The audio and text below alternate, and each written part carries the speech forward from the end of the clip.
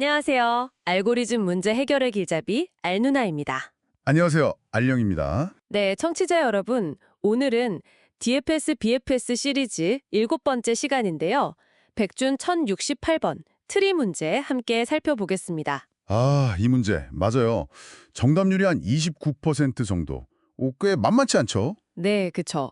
이게 트리에서 특정 노드를 딱 지웠을 때 그 남은 애들 중에 리프 노드가 몇 개냐 이걸 세는 문제더라고요. 맞습니다. 여기서 이제 리프 노드라고 하면 자식이 하나도 없는 노드. 그러니까 트리의 맨 마지막 끝 노드. 뭐 이렇게 생각하면 되죠. 아하. 그럼 단순히 트리 구조만 알면 되는 게 아니라 노드를 하나 없앴을 때 그게 다른 노드들에 어떤 영향을 주는지 그 관계를 파악하는 게 중요하겠네요? 네, 아주 중요해요. 특히 그 삭제라는 게 그냥 그 노드 하나만 쏙 빼는 게 아니거든요. 아, 그런가요? 네, 그 노드랑 그 아래에 줄줄이 달려있는 자손 노드들까지 전부 다 같이 사라지는 규칙이에요. 이게 핵심입니다. 와, 그럼 생각보다 많이 사라질 수도 있겠네요. 그렇죠. 이걸 놓치면 답이 완전히 달라지니까 아마 그래서 정답률이 좀 낮은 걸 수도 있어요. 그럼 예시를 하나 들어보면 좀 더 와닿을 것 같아요. 예를 들어서 0번이 루트 노드고요. 네, 1번, 2번이 0번 자식이고 또 3번, 4번이 1번의 자식인 그런 트리가 있다고 해보죠. 여기서 1번 노드를 지운다. 그럼 어떻게 돼요? 자 1번을 지우면 방금 말한 규칙대로 1번 자신이랑 그 자식인 3번, 4번이 같이 없어지는 거죠. 아, 1, 3, 4가 다요? 네, 그럼 남는 건 누구죠? 0번하고 2번 이렇게 둘만 남게 돼요. 그렇군요. 그럼 남은 0번, 2번 중에 리프 노드는? 0번은 2번이라는 자식이 아직 있잖아요. 그러니까 리프가 아니고 2번은 자식이 없죠? 그래서 리프 노드는 2번 하나, 답은 1이 되는 겁니다. 아하, 이제 좀 명확해지네요. 삭제되는 범위를 정확히 알아야 하는군요. 맞습니다. 그럼 만약에 지우려는 노드가 루트 노드면요? 제일 꼭대기에 있는 거요? 오, 좋은 질문이에요. 루트를 지우면 어떻게 될까요? 그 밑에 달린 모든 게 다 자손이잖아요. 아, 그럼 그냥 트리가 통째로 다 사라지는 거네요. 그렇죠. 트리 전체가 없어지니까 남는 리프 노드는 당연히 0개겠죠. 이런 예외 처리도 중요해요. 그렇군요.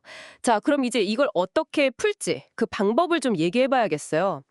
DFS나 BFS 이런 탐색 알고리즘을 쓰면 될 것 같은데요. 네, 맞아요. 대표적으로 깊이 우선 탐색, DFS나 너비 우선 탐색, BFS 둘 다 사용할 수 있습니다. 기본적인 아이디어는 비슷해요. 일단 주어진 부모 정보 가지고 그래프 구조를 만들어야겠죠? 뭐 인접 리스트 같은 걸로요. 그래야 누가 누구의 자식인지 알 수 있으니까. 네, 그게 첫 단계죠. 각 노드별로 자식 리스트를 만들어두는 게 편해요. 그리고 보통 루트부터 탐색을 시작하는데 아, 맞다. 방문했는지 체크하는 거. 그 방문 배열 꼭 써야죠. 안 그러면 계속 돌 수도 있으니까. 필수죠. 중복 방문 막아야 하고요. 자, 탐색을 하다가 만약에 지우기로 한 노드를 딱 만났다. 그럼 어떻게 해야 할까요? 음, 걔랑 걔 밑에 있는 애들은 다 어차피 없어질 거니까 더 볼 필요가 없지 않나요? 그냥 건너뛰어야 하나. 정확해요.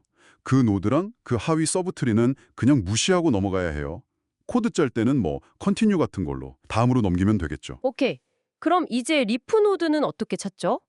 탐색하다가 어떤 노드를 딱 봤는데 걔 자식들을 쭉 훑어봐서 살아있는 자식이 하나도 없으면 걔가 리프인가요? 맞습니다.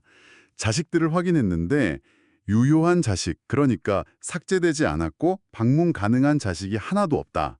그러면 그 노드가 바로 리프 노드인 거죠.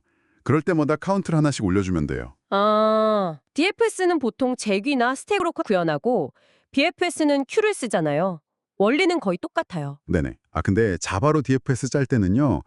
만약에 루트 노드를 지우는 경우 있잖아요. 네, 아까 말한 거요. 그때는 탐색 시작도 하기 전에 그냥 답은 0이다 하고 바로 끝내버리는 게 안전해요. 괜히 탐색 돌다가 오류날 수도 있으니까. 미리 예외 처리를 해주는 거군요. BFS는 큐를 쓰니까 그 제귀 깊이 문제, 스택 오버플로우 같은 걱정은 좀 덜 하겠네요. 네, 그런 장점이 있죠. 어쨌든 중요한 건 DFS를 쓰든 BFS를 쓰든 각 노드랑 간선을 한 번 정도씩만 보게 되거든요.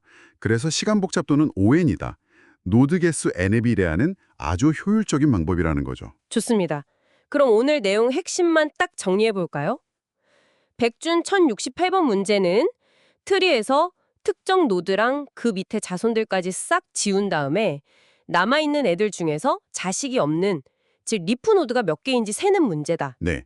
그리고 푸는 방법은 DFS나 BFS 탐색을 이용하는데 중요한 건 삭제할 노드는 건너뛰고 탐색 중에 자식이 하나도 없는 노드를 만나면 리프 노드로 세는 거죠. 방문 배열은 당연히 필수고요. 루트 삭제 같은 예외 케이스도 잘 처리해야 하고요.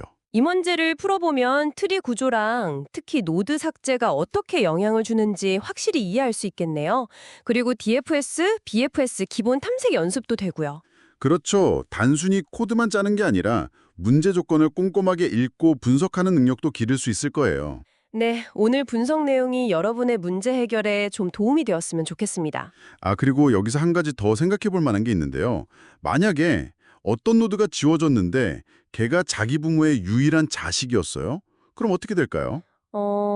유일한 자식이 사라지면 그 부모는 자식이 없어지는 거니까, 그 부모가 새로운 리프 노드가 될 수도 있겠네요? 바로 그거죠. 이런 부분까지 고려하면 더 완벽한 풀이가 될 수 있겠죠? 한번 생각해 보시면 재밌을 겁니다. 오, 정말 흥미로운 포인트네요. 청취자 여러분도 한번 고민해 보시면 좋겠습니다. 자, 오늘 이야기는 여기까지 나누겠습니다. 들어주셔서 감사합니다. 네, 다음 시간에도 유익하고 재미있는 알고리즘 이야기로 찾아뵙겠습니다. 그리고 오늘 분석에 사용된 자료는 알리니 월드에서 제공되었습니다. 네, 감사합니다.